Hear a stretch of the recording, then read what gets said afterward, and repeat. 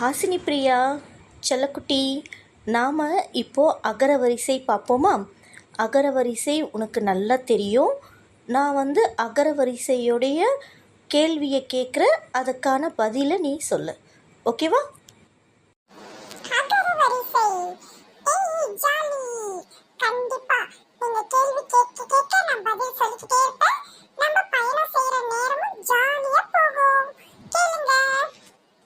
இக்கு குட்டல் ஆ. சரியா சொன்னீங்க. இங்கு குட்டல் ஆ.